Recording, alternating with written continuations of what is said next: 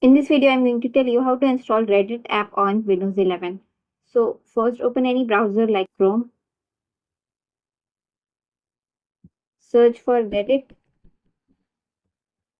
Open the website reddit.com. There is two options to install Reddit on Windows 11. So the first option is click on this icon and here is the pop-up to install Reddit app. Just click on this install button and you have installed Reddit app.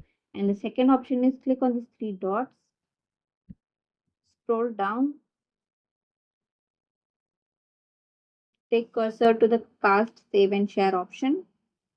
And here is the option install Reddit. Click on it. And now the pop-up is here. Click on install button.